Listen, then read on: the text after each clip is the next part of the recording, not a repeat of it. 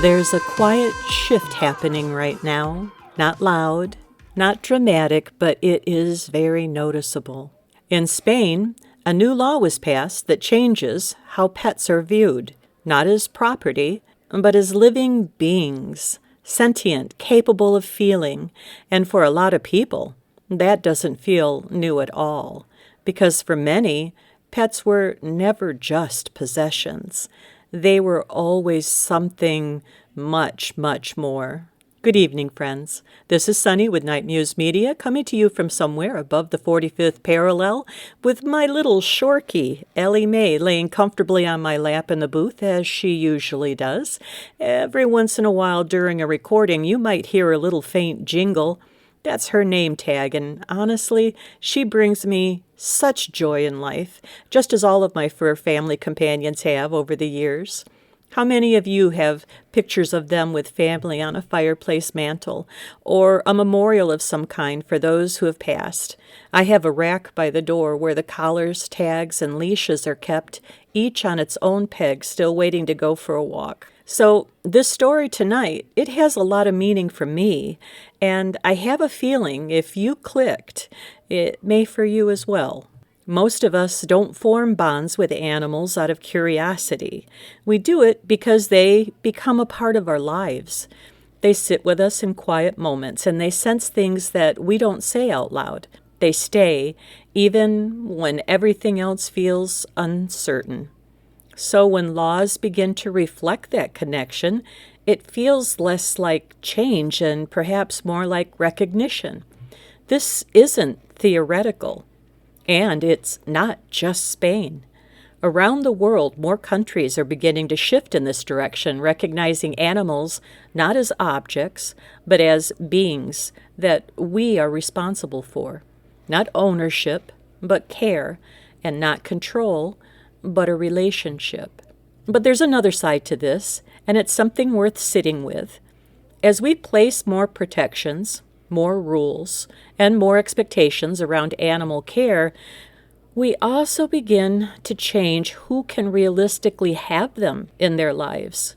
Adoption becomes harder, costs increase, requirements grow more complex.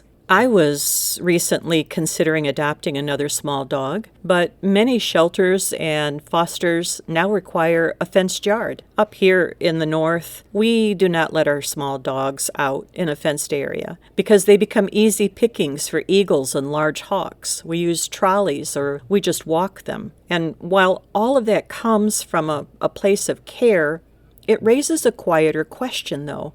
At what point does protection become an actual limitation? At what point do animals who bring comfort and companionship and meaning become something only a few can access? And this shift doesn't stop with pets. It reaches into places most of us don't often think about.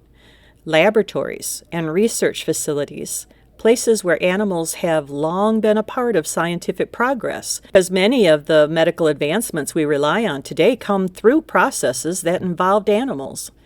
So as we begin to see animals differently, as sentient, as deserving of care, we're also faced with harder questions about what we allow, what we justify, and what we're willing to change. Because this isn't just about compassion. It's about balance between progress and the responsibility. At the same time, this isn't how animals are seen everywhere. And this is where things can feel really uncomfortable. Because in some parts of the world, animals we see as companions are seen very differently. And when we hear about cruelty, either real or perceived, it can feel very personal. And that feeling makes sense because for many of us, animals aren't abstract.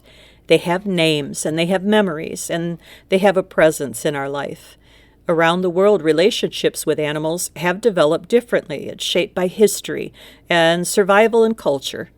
All those differences don't always align easily. There's a saying that you can understand a society by how it treats its animals and its elderly. It is a reflection of how we respond to vulnerability. For some, this idea isn't new. There has always been this belief that humans weren't meant to dominate the world around them, but to care for it, to be stewards, to recognize that what depends on us is also entrusted to us. Maybe this shift we're seeing, it isn't about changing our place in the world.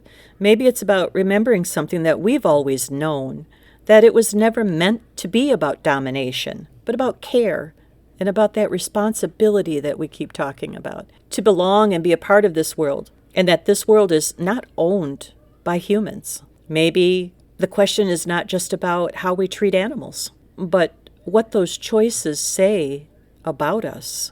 Before we close tonight, the crew here at Nite Muse Media truly enjoys hearing from you.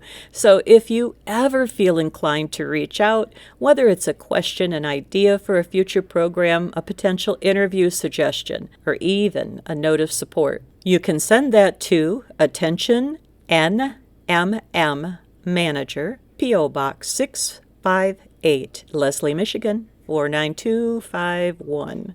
Follow the signals, question the noise, and I'll see you on the night side.